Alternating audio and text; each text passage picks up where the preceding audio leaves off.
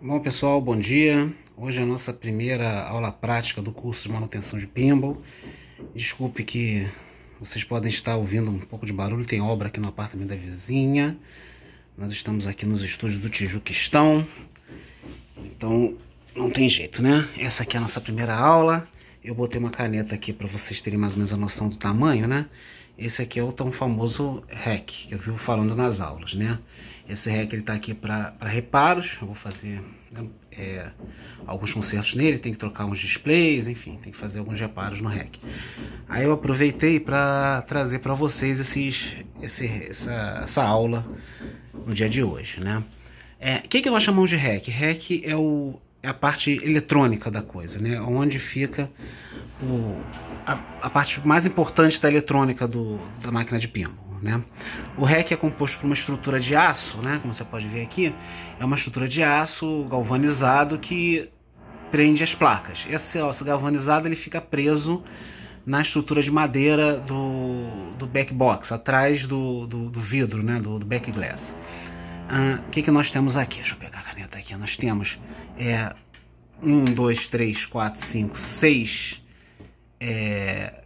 displays que formam o placar do primeiro jogador, o placar do segundo jogador, o placar do terceiro jogador, o placar do quarto jogador, crédito.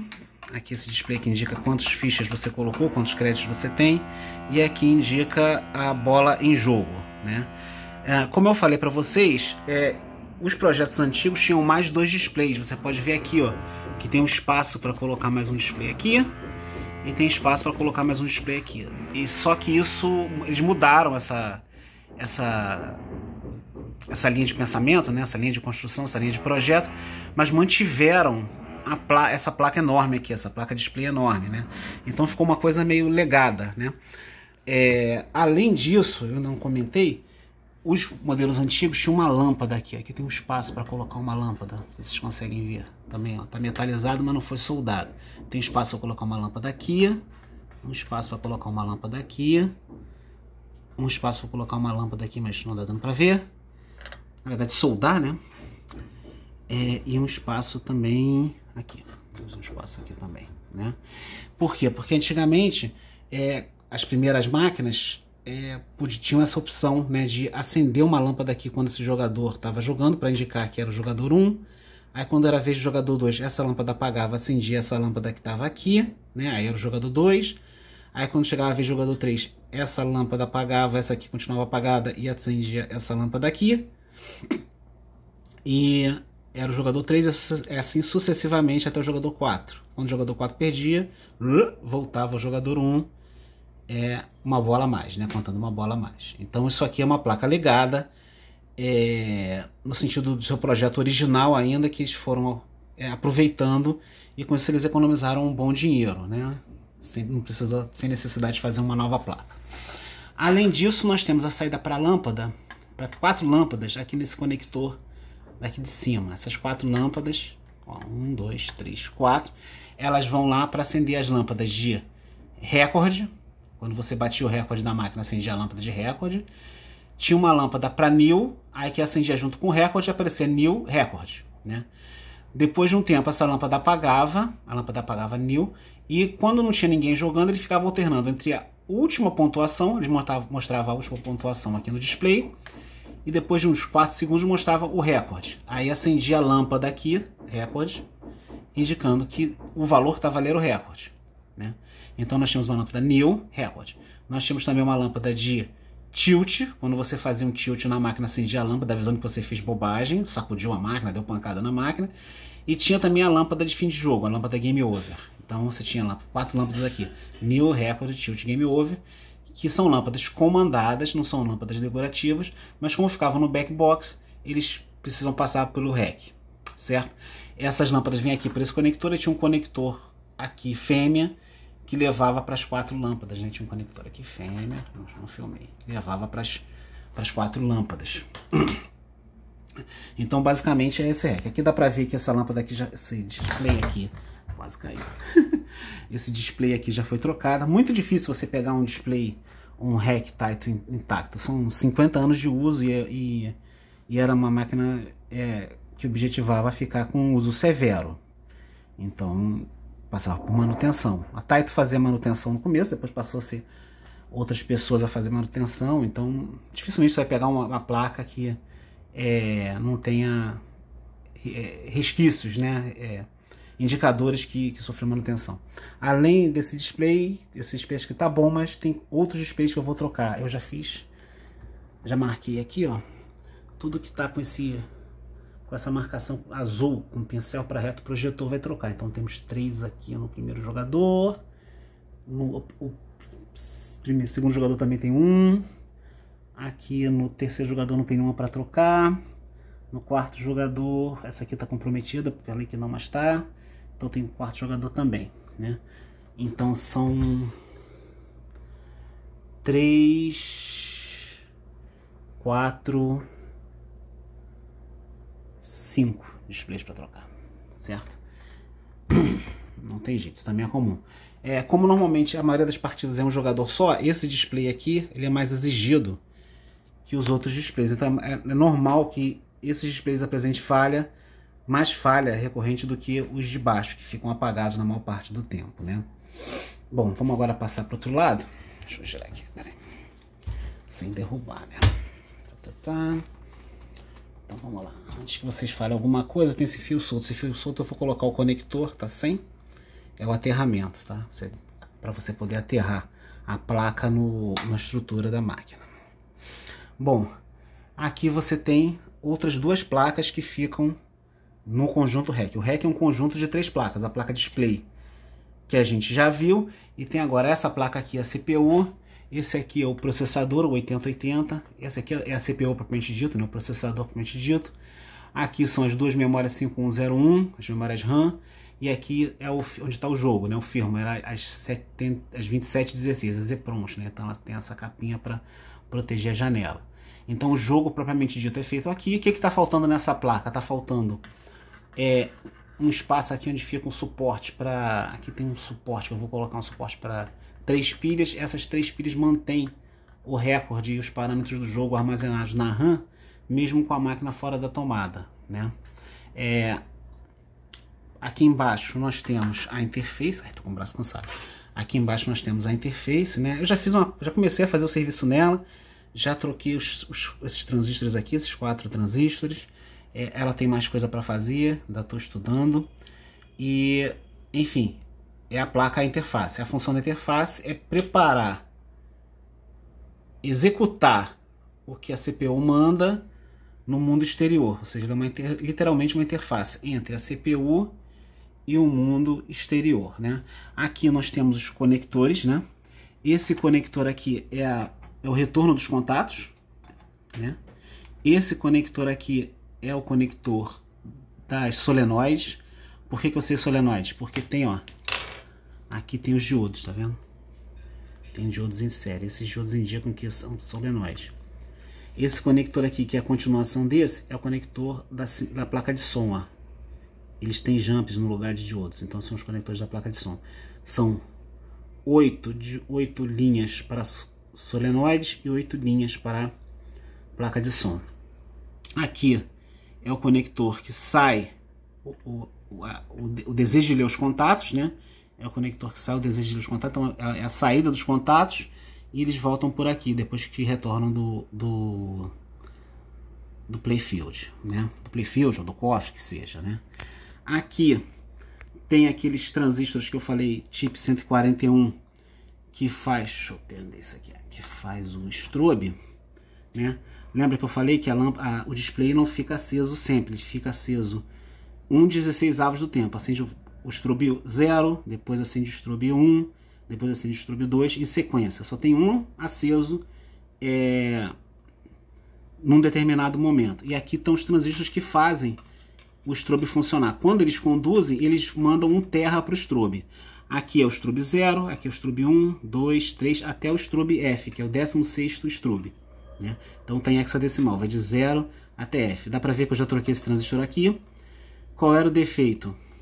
Volta lá. O defeito é que essas 2 lâmpadas, esses 2 displays não estavam acendendo. Lembra que eu falei que o display é acionado em par? Então, esse display aqui, ele é acionado pelo strobe 5. Então, tudo indicava que o strobe 5 estava com algum problema, porque eles falharam ao mesmo tempo. Então, podia ser o diodo. Eu verifiquei o diodo, ele estava bom. Aí, tirei o transistor, verifiquei que o transistor estava aberto, ou seja, ele não estava acionando. Então, quando eu troquei por esse TIP 31 novo, ele voltou aqui a funcionar. Como esses TIP 31 são muito antigos, o encapsulamento hoje em dia é diferente, tá? Então você vê que ele parece mais com aqueles transistores de saída de amplificador de potência, parece mais com aqueles transistores do SC 5200, do SC 1943, né? Mas porque não se vende mais isso aqui. Se você comprar isso aqui, não quer dizer que seja ruim, isso quer dizer que você comprou um estoque muito antigo, né? Então, numa situação normal, né, quando a máquina está rodando, ele primeiro aciona, ele liga esse transistor e aterra o ST0, espera um tempo, desliga esse transistor, liga esse transistor ST1, espera um tempo, desliga esse transistor, aciona ST2 e assim sucessivamente até o STF, o 16º strobe. Quando chega, depois de um tempo, esse strobe é desligado e o ciclo se reinicia ligando esse transistor aqui. Então ele fica como se tivesse, a gente chama de varredura, né? Ele fica fazendo um círculo, né? Um ciclo que só um está ligado num determinado momento de tempo, né? Aqui nós temos alimentação que vem da fonte lógica, né? Então esse conector aqui vem da fonte lógica. Esse aqui. Esses dois aqui são os chicotes que vão para o playfield de contatos, como eu já falei. Solenoide vai para o playfield, também como eu já falei. Som vai para a placa Syntevox, que fica do lado dessa placa aqui. E aqui embaixo nós temos o conector que vem da fonte lógica. Esse conector é aquele de mais 11 volts e mais 24 volts. Relembrando, 11 volts é para alimentar o display, 24 volts para alimentar a lâmpada comandada, né? Eu estava falando, não estava apontando o celular, desculpa. De novo, esse conector aqui recebe as tensões da fonte lógica e aquele sinal de reset. Lembra que tem o sinal de reset? Então ele recebe quais as tensões? Terra, mais 12 volts, mais 5 volts, menos 5 volts e o reset. Ele vem por esse conector aqui. Aqui chega o mais 11 volts, terra de novo, e o mais 24 volts, que são para as lâmpadas. Ok? Aqui é a saída das lâmpadas, são L0, L1, L2, L3, saída das lâmpadas, que a gente ainda vai ensinar isso. Opa, saída das lâmpadas. E aqui a saída do strobe. Por quê? O strobe, esse aterramento momentâneo que você dá aqui para fazer a varredura, ele é utilizado tanto no display quanto nas lâmpadas. Isso a gente vai ver numa próxima aula. Essa aqui é a aula 17, talvez na 18 a gente fala.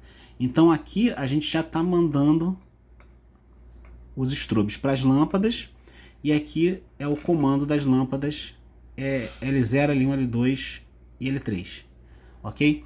Aqui dentro tem as conexões, então essa placa display, além de suportar os displays, suportar as lâmpadas, ter essa comunicação aqui de cima com as lâmpadas New Record e Tilt Game Over, ela também é uma placa que proporciona a interconexão. Então, por exemplo, esses pinos aqui, ó, estão indo para a interface. Esses aqui estão indo para a CPU. Esses aqui estão indo para... Opa, desculpa. Esses aqui estão indo para a CPU. Esses aqui estão indo para a CPU. Esse aqui de baixo está indo para a interface, ou seja, uma placa de conexão. Então a comunicação entre a CPU...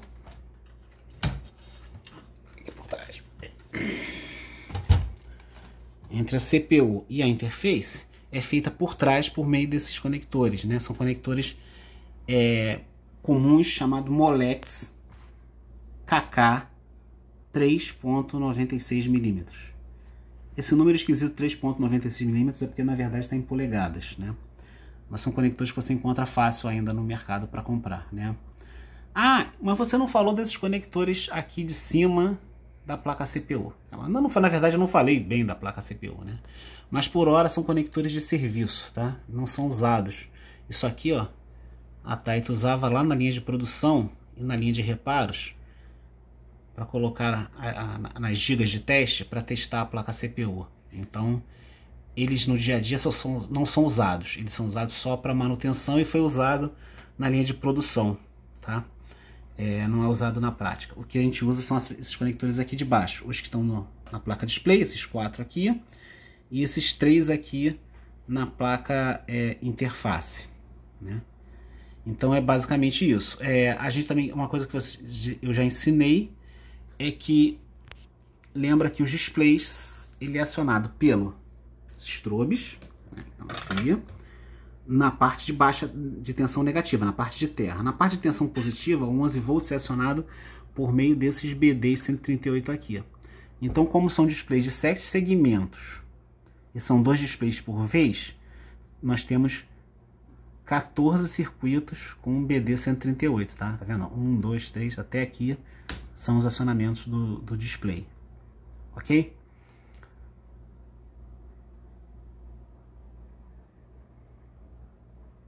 Bom, a aula foi um pouco corrida, estou fazendo isso na hora do almoço, eu espero que tenha sido interessante, né? Porque a gente sai daquela parte abstrata de ficar mostrando desenho, mostrando foto para ver uma coisa mais prática, sendo que não é bem uma prática, né? Um curso à distância não tem como ter uma prática, né? Mas já deixa de ser uma coisa abstrata, né? Quando eu falo do REC, quando eu falo da placa CPU, deixa de ser uma coisa abstrata. Eu espero que tenha sido de alguma forma útil para vocês. Muito obrigado. Esse foi o capítulo 17. Até a próxima aula.